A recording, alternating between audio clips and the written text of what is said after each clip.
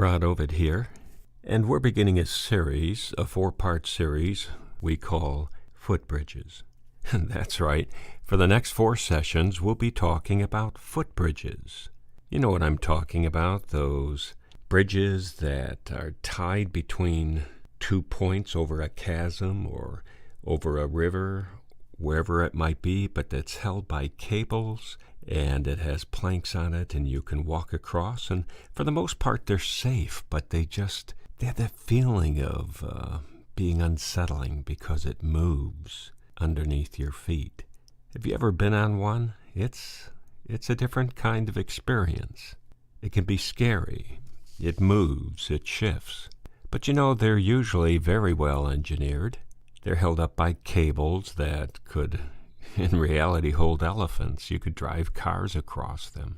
But nevertheless, there's a perception, there's an uneasiness about it. And we've chosen this illustration because it's a lot like life. Many of us, as believers, we go through life expecting everything to be a superhighway. You know, the Mackinac Bridge type thing. If I want to get from here to there, God's going to pave me a beautiful road, no obstacles, nothing in the way, and life will be good. And we are reminded of some of the Psalms where David asks for stones and rocks to be taken out of the way. And we think of that illustration, even Jesus used it, and much of it comes from the Passover and the other festivals that would be held in Jerusalem, when you would have hundreds of thousands of people coming into the city for a festival, and they would just be wall-to-wall people walking in. You know, picture a soccer game in England or something. All these people going through the gates, rushing toward the stands. And so all these people would be coming into Jerusalem. And if there were stones and rocks on the road, people could trip and they'd be trampled. There was just no room or opportunity for someone to stumble. So every year before a festival, every time, they would get out there and clear the debris. Make it as smooth as possible. And God talks about making our path smooth. And we enjoy that. But again, in many times, Jesus said, in this life you will have pressures. In this life you will have troubles. In this life you will have scary footbridges that you must cross to get from here to there. It seems like we're always going from here to there, and in this series we're going to look at 4 different situations. It's all predicated on the premise of going from Elijah to Elisha. But in these 4 sessions, we'll look at 4 specific studies, 2 of which show a footbridge going from somewhere and 2 going to somewhere. 2 of the footbridges will lead us from disillusionment and fear, and the other 2 will take us to commitment and provision. And right now, we'd like to consider the footbridge from disillusionment. I'd like to begin by reading from 2 Kings chapter 19, 8 through 13. So he got up and ate and drank, and he's talking about Elijah. Strengthened by that food, he traveled 40 days and 40 nights until he reached Horeb, the mountain of God. There he went into a cave and spent the night. And the word of the Lord came to him, "What are you doing here, Elijah?" He replied, "I have been very zealous for the Lord God Almighty. The Israelites have rejected your covenant, broken down your altars, and put your prophets to death with the sword. I am the only one left, and now they are trying to kill me too." The Lord said, "Go out and stand on the mountain in the presence of the Lord, for the Lord is about to pass by." Then a great and powerful wind tore the mountains apart and shattered the rocks before the Lord, but the Lord was not in the wind. After the wind there was an earthquake, but the Lord was not in the earthquake. After the earthquake came a fire, but the Lord was not in the fire. And after the fire came a gentle whisper. When Elijah heard it, he pulled his cloak over his face and went out and stood at the mouth of the cave. Then a voice said to him, "What are you doing here, Elijah?" Now, if we're going to begin a series on Elisha, it would be absolutely incomplete without thinking about the transitional period between Elijah's desert cave experience and his mission to anoint kings. Elijah is suddenly introduced to us in 1 Kings 17:1 as he's delivering a message from the Lord to Ahab. By then he's already an older man. Do you ever notice how that happens in the scriptures? How old was Abraham? Let's see, he was about 80 years old when we first ever hear of him. Moses around 40. Jesus, except for the mention of his bar mitzvah, was 33. What's interesting here is Elijah's name as well when he's introduced. He's called Elisha, which means my God is Yah. He was a prophet during the 9th century BC and was from Gilead in the northern kingdom. And why would his name be my God is Yah? You know, I can see him wearing a t-shirt, my God is Yah. And I'm not sure that that's his real name as much as a title or a commission that he's on. Because Israel was in a very apostate type scenario here. They were worshiping all kinds of foreign gods. And Yahweh was by no means the mono-only God in Israel. And so this prophet comes on the scene, basically wearing a placard that says, my God is Yah. And you know, in our society today, that might not be a bad idea. My Lord is Christ. Maybe we need a sign that says that. Maybe we need to say, my God is Jehovah and my Lord is Jesus. And there are absolutes. Because I tell you, in our society and everywhere around the world, those absolutes are dissipating, and we need to return to them. This final chapter of Elijah's divine occupation as prophet of Yahweh, particularly those surrounding his experience while facilitating the Baal worshiper challenge, can be judged harshly without careful examination. And I want to go over that with you. It's well known to all, including Elijah, that King Ahab and Queen Jezebel had wanted him dead for a long time. And yet, knowing that, Elijah presented himself to Ahab in what amounts to nothing short of astonishing bravery. On top of that, he organized a showdown with all the prophets of Baal. Now, this is the biggest showdown in the history of the world. This pales the OK Corral. I mean, this is one man saying, bring on the 450 prophets of Baal. Oh, and while you're at it, add the 400 Asherah prophets and bring them all down here. So there's 850 prophets. Verses 1, and he says, let's build 2 altars, and let's ask our respective gods. You ask Baal, I'll ask Jehovah, to bring down fire and accept the offering. And whichever one does, that is God. What a challenge. And he basically lets them go first. So it begins in the morning, and they start their ceremonies, and they're praying, and they're dancing, and they're chanting, and they're doing everything they know to do, and nothing happens. And Elijah takes out the sundial wristwatch he has and looks at it and says, man, hours are passing. Where's your God? And he starts taunting him a little bit. Perhaps he's asleep. And we're told in the narrative that pretty soon these prophets of Baal start cutting themselves with stones and rocks, and they're just really going into a frenzy, and nothing's happening. And nothing happens all day. Now it's Elijah's turn. And he asks his helpers to come over and take large vats, huge vats of water. And mind you, water's pretty scarce by now. And you say, well, what do you mean water's scarce? Well, because just before this, God has Elijah go into Ahab and said, look, I'm not happy with you guys, and to show you my power, it's not going to rain. And when Elijah prays, I'll stop the rain, and when he prays again, we'll start it up again. But until he does, I will withhold rain. And they were in the middle of this drought. And what's so interesting is that the Baal that they all worshipped in that region, the one that came over with Jezebel's father, that Baal was the storm god. He was supposedly the god over the wind and the lightning and the thunder and the rain. And yet Jehovah shows how impotent he is by having one single prophet pray and shut off the water, and it remains that way till he prays again to Jehovah to turn it on. So in the middle of this drought, they're taking these huge vats of water, and they pour it all over the altar, and there's a big ditch around it, and it even fills the ditch. You could go with a blowtorch and not start a fire. This stuff is so damp.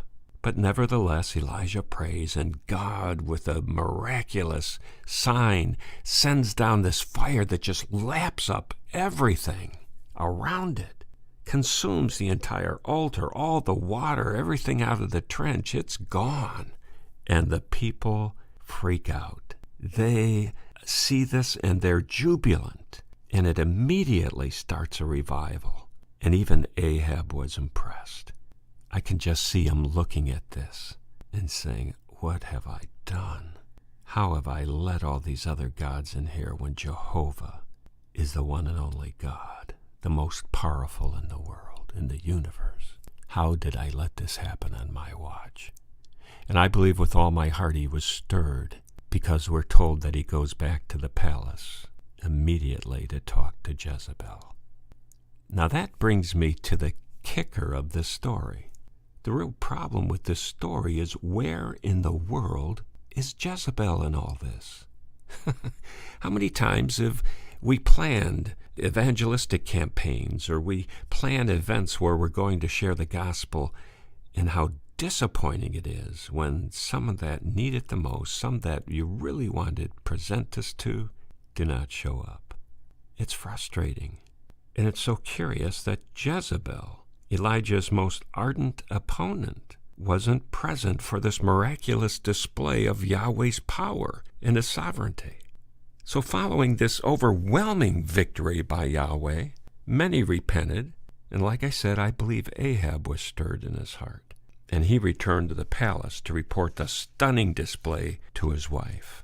Now we read that Elijah secretly followed Ahab back to confirm Jezebel's reaction.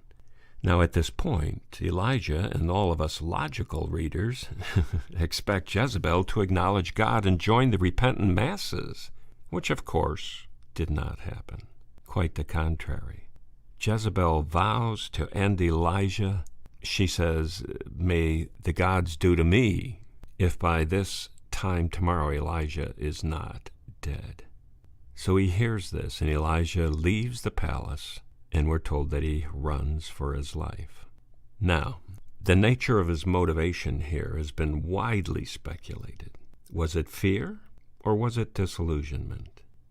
If Elijah was motivated exclusively by fear, he would have undoubtedly headed straight to the asylum of Jerusalem. He would have gone to Jehoshaphat and say, "You know what, she's at it again, she's after me, would you protect me?" He'd say, "Yes," and that would be that. So if Elijah was strictly running out of fear, why go past Jerusalem?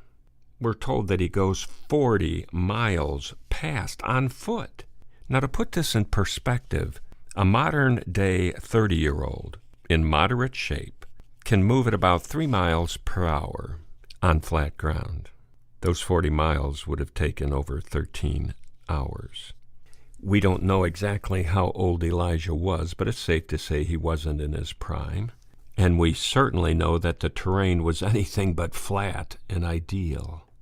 So Elijah opts to add a significant amount of time and a staggering amount of stress to his physical stamina, which seems very unlikely if he was only afraid. So what about disillusionment? After all the drama of the protracted challenge ordeal, and after hearing the most important convert not only didn't repent, but put out a hit on him, Elijah may have wondered what the point of the whole thing really was. It seemed he had failed on all counts, and I know I've experienced that kind of thinking in the past. Boy, this really flopped. Why'd we waste our time? Why'd we spend all that money? Why'd we set this all up? Lord, why weren't they here? And we start to question motives, and was it my ego, or could we really expect you to bless? I mean, I'm just so confused. After all his work and effort, with all the mighty acts of God there, Jezebel didn't even show up. If she had only shown up, Surely she would have repented when she witnessed the ferocious, fantastical, supernatural intervention of Yahweh. And worse yet, nothing's going to change for the kingdom. Evil will still stand as a stronghold in the palace, and the kingdom will continue to suffer. Soon everyone would be turned back to Baal. After all, this was the lady that was killing the prophets of Yahweh. So by the time Elijah arrived in Jerusalem, his natural human fear may have been transformed into bewilderment and disappointment. In verse 4, we are told that he went to the wilderness to confront God with his bitterness. Elijah was burned out. The verse reads like this: When he himself went a day's journey into the desert, he came to a broom tree, sat down under it, and prayed that he might die. "I've had enough, Lord," he said. "Take my life. I'm no better than my ancestors." Now, this isn't a suicide by prayer here. This is lamenting. This is saying, I'm about as effective as my long-gone, dead ancestors. They're not doing very much, but neither am I. I'm useless. This isn't working. Just take me home now. What's it all about? And we see all the hallmarks of depression. And ministers and missionaries, they're like everyone else. They're susceptible, maybe even more so, to disappointment and depression. That's why we have counselors that are full-time taking care of these servants of God. The enemy loves to put doubts in our ear all the time. Now we see from the narrative that God sent an angel to revive Elijah. Surely he was exhausted from the long mental, emotional, and physical journey. And that angel spoke to him tenderly, caring for his needs. God then took Elijah to a cave, where he put on a glorious exhibit of his power and authority over the elements. Elijah watched with unguarded awe and certain fear as each of three divine powers were displayed. God told Elijah that he, Yahweh, could not be found in any of those elements. You remember that? There was the wind that would tear rocks off. What kind of wind is that? And there was the earthquake that just shook everything. That had to be very unsettling and powerful. And then this fire, it almost sounds like lava. It's just consuming everything. In all three of these fantastical displays of power, one after the other, it says God wasn't in that display. But at the end, he is found in, and the Hebrew word there is damama. That word is a bit of an enigma. It's a derivative from the Hebrew word damam, which in many cases can mean a whisper. And some scholars have concluded that God was juxtaposing phenomenal demonstrative events with an opposite small, quiet whisper. As humans, we are drawn to the stupendous and can be tempted to believe that God is present when astonishing things happen, rather than looking for evidence of his presence in the everyday quietness of our sometimes mundane lives. This is a poignant truth, one that we should take from this passage, but I think there's more to it. When you look at the original language, the word damam has an additional meaning that is borne out in some of the lamenting psalms and lamentations. On various occasions, both David and Jeremiah said that while they were in a period or season of long suffering, they would damam. By this they meant that they would loosen their grip, let go, and fall back. It's an antidote to a season of writhing and pain, for which the Hebrew word is cool, Chuwl. And that word cool originally began when women would go out to the streets and dance when the soldiers came home from victory. They would dance with joy and twist and spin around. And so cool originally began to mean to spin. But eventually those dances became more sophisticated and dramatic, and they began to enact and reenact battle scenes. And they would thrust one another with a pretend sword or spear. And when the recipient would be thrusted into, she would writhe and spin in pain.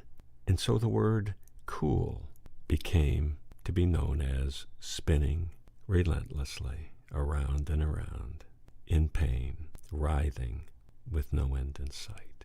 They borrowed the word in the Old Testament to talk about that travail, those moments before giving birth, when the mother would be in such constant pain, driving pain, and it seemed like it would never end until that baby was born. It's just, ugh. And we all have moments and seasons of cool. David used the word when he was talking about being pursued by Saul. He was already anointed king, and yet for years Saul pursues him as public enemy number one, like a dog in the street. And this perplexed David. And he says, I'm in cool, I'm spinning, and there just doesn't seem to be any end in sight. And so David would say, and so would Jeremiah in a number of passages, say, when I am in cool, I will damam. And that word damam means to open your hands, to loosen your grip, to fall back, to let go. And I was reminded of the full Nelson being that wrestling hold that every young boy is brought into at around the age 14 or 15. We start to learn some wrestling in school or whatever, and everyone figures out what the full Nelson is, and it's sort of a rite of passage for young boys.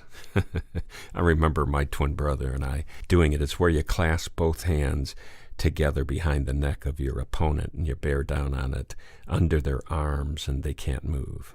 It's a very effective wrestling hold. And I remember my brother and I wrestling around on the ground, and my dad walked in and said, oh, the full Nelson.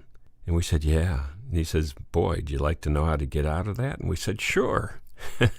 We figured we'd be real heroes the next day, go around and say, hey, put me in a full Nelson, and then get out of it. And so my dad came over to me and put one hand under one arm, the other hand under the other, clasped his hands together on the back of my neck and bore down. He says, can you move? And I said, no. No, I can't. He says, well, now lift your arms and go limp. Lift your arms, relax, and just fall and slide out. And I did. It was amazing. I slipped right out of his grip. Now, when you're showing this to someone, you only get one chance. I mean, the next time they'll be prepared for it. But it's interesting, mixed with the element of surprise, it's really effective. And basically, that's what David and Jeremiah and these guys are saying here. When it seems like the world is bearing down on you, on your neck, holding you tight, you loosen your grip, you let go, you fall back, and trust God to catch you. So when God in that cave, after 3 demonstrative shows of great power, says he's not in those, because, that's where we think he always dwells. Everything's got to be stupendous. Everything's got to be the best. Everything's got to be great. Well, heaven will be, but here there are some limitations from time to time, and God is in the everyday. He says, you want to see me? Be quiet, sit in this cave and listen, and you will hear a small voice say, I am wait. God is wait. He's patient, long-suffering, in control, and will wait for whosoever will may come. And he waits for man and women to respond. So don't worry, Elijah. Don't fret about the effectiveness of your ministry. I am, God would say. I am in it, and I am God, and I will wait patiently for my creation to follow me. Do your job the best you can, and I will do the waiting. So as we find ourselves on those footbridges of life, when it seems a little unstable and rickety, and it's swaying back and forth, and there's a long pit, a deep pit below us, trust in the cables that are holding up that bridge. They were well engineered. They're not going to fail. God's hands will hold up that bridge. You just keep walking, and you'll get from here to there. Whether it's away from something we shouldn't be doing or towards something we should be doing, we walk with God and we walk through the battle hand in hand, and He'll get us safely through. Think about these things. Till next time, Rod Ovitt. Have a blessed day.